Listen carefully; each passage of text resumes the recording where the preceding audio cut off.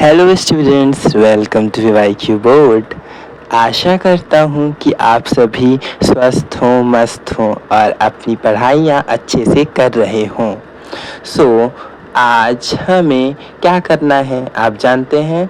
आज हम करेंगे अपने पीवाईक्यू बोर्ड्स का first chapter mean physical chemistry chapter 1 solutions.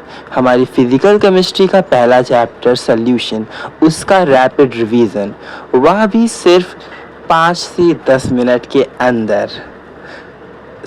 चलिए शुरू करते हैं बिना किसी देरी के। तो हमारा पहला सवाल है, व्हाट इज़ सॉल्यूशन। सॉल्यूशन क्या होता है, सॉल्यूशन क्यों होता है, सॉल्यूशन कैसा होता है, सॉल्यूशन के बारे में सब कुछ समझना है हमें। इसके आंसर की तरफ बढ़ते हैं। Solutions are the homogeneous mixture of two और more than two components. Means homogeneous mixture होता है सॉल्यूशन, दो या दो से ज़्यादा कंपोनेंट्स का। जैसे हमने एक बीकर लिया एंड उसमें अपने हिसाब से वाटर, सैंड एट्सेट्रा मिलाएंगे तो वो भी एक सॉल्यूशन होगा। और इसके टाइप्स के बारे में समझते हैं। Solutions are of two types. First homogeneous mixture, not solution, mixture are of two types. पहला homogeneous mixture, second heterogeneous mixture. Homo means same and hetero means different. Homogeneous mixtures की सिंपल डेफिनेशन ये है कि उसमें uniform composition होता है। And heterogeneous mixture की simple definition यह है कि उसमें जो कंपोजिशन होता है वो नॉन यूनिफॉर्म होता है। मींस उसमें पार्टिकल्स का रेशियो होमोजीनियस मिक्सचर्स में सेम होता है बट हेट्रोजीनियस मिक्सचर्स में डिफरेंट होता है। इसके बाद हम देखेंगे कि सॉल्यूशन क्या होता है। सॉल्यूट एंड सॉल्वेंट को जब हम मिक्स करते हैं तो सॉल्यूशन बनता है। इसमें ध्यान रखने वाली बात यह है कि जो सॉल्यूट होता है वो लेस अमाउंट में होता है एंड जो सॉल्वेंट होता है वो मोर अमाउंट में होता है। जैसे शुगर सॉल्यूशन में जो हमारी शुगर होगी वो सॉल्यूट होगी एंड सॉल्वेंट वाटर होगा। और we all know that sugar less quantity में होती है। इसके बाद हमारा नेक्स्ट टॉपिक है कंसंट्रेशन ऑफ सॉल्यूशन। तो कंसंट्रेशन ऑफ सॉल्यूशन क्या होता है इसे भी देख लेते हैं। Concentration is defined as the amount of solute present in unit volume. मतलब एक निश्चित मात्रा में या निश्चित सॉल्यूशन निश्चित वॉल्यूम में कितना अमाउंट ऑफ सॉल्यूट प्रेजेंट है, ये कंसंट्रेशन होता है। If you can take. इसके बाद हमारा टॉपिक है कंसंट्रेशन टर्म्स। ये very very very important topic है हमारी फ़िज़िकल केमिस्ट्री के चैप्टर 1 सॉल्यूशंस का। कंसंट्रेशन टर्म्स बहुत ही इंपॉर्टेंट होती हैं। ये टू टाइप्स की होती हैं। पहली टेम्परेचर डिपेंडेंट, वह कंसंट्रेशन टर्म्स, वह टर्म्स जो टेम्परेचर में डिपेंड करती हैं, और दूसरी होती है टेम्परेचर इंडिपेंडेंट। और टेम्परेचर डिपेंडेंट वो होती हैं जो मास से रिलेट करती हैं, मीन जो मास से रिलेट करती हैं। और टेम्परेचर इंडिपेंडेंट वो होती हैं जो वॉल्यूम से रिलेट करती हैं। इस पर बहुत सवाल आते हैं हमारे प्रीवियस ईयर्स में, कॉम्पिटिटिव एग्ज़ाम्स में और हमारे स्कूल बोर्ड्स में तो आते ही आते हैं।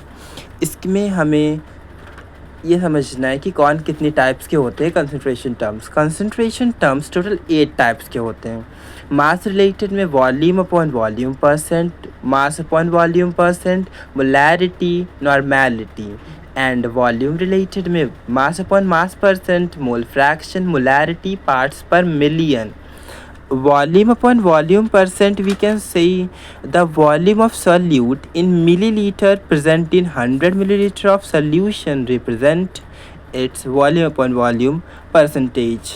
And second, mass upon volume percentage, amount of solute in gram dissolved in 100 milliliter solution is mass upon volume percentage. And molarity is defined as the number of solute particles dissolved in per 100 milliliter of solution. And normality, this is and too important topic, normality.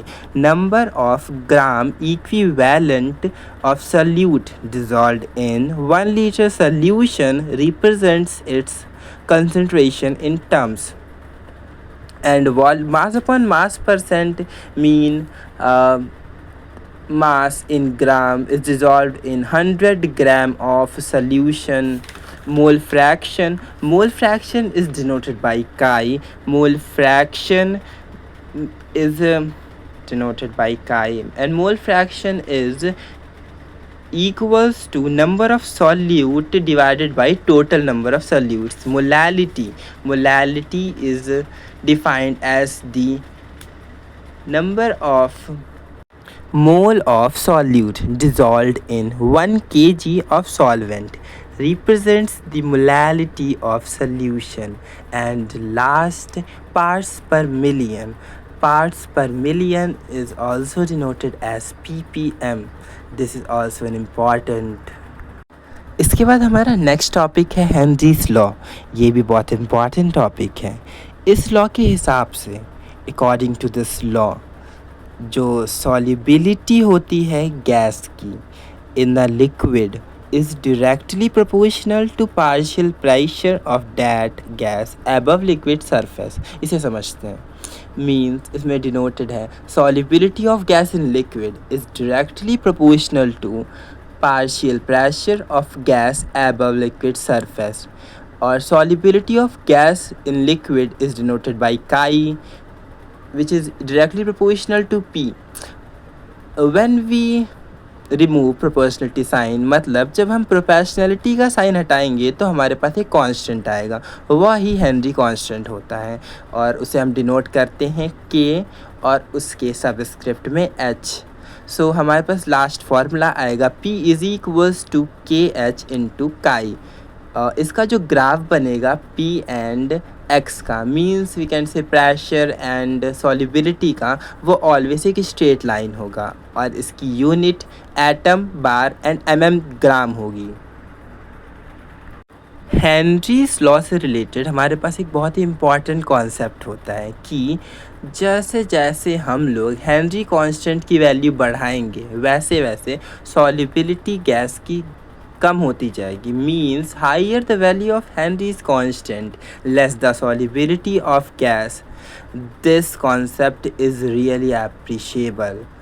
आप सभी को ये पता होना चाहिए because ये बहुत सारी जगह यूज़ होता है.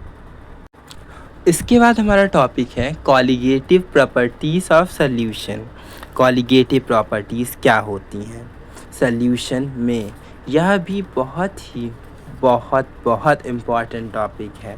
इससे भी सवाल आते हैं प्रीवियस ईयर्स में, एंड कभी कभी जेई मेंस वगैरह में भी इसके सवाल पूछ लिए जाते हैं. सो इसे देखते हैं कि ये क्या होता है. सो properties which depend upon number of solute particles and does not depend upon nature of solute particles are known as colligative properties. मतलब जो properties number of solute particles के numbers पे depend करती हैं, उसके nature पर नहीं depend करती, वो क्या होती हैं colligative properties. या total 4 types की होती हैं. First osmotic pressure, second relative lowering in vapor pressure, third elevation in freezing point FPT, and fourth depression in melting point. ये 4 टाइप्स की कॉलिगेटिव प्रॉपर्टीज़ होती हैं, एंड इन सब के अलग अलग यूज़ होते हैं. सो बाय बाय.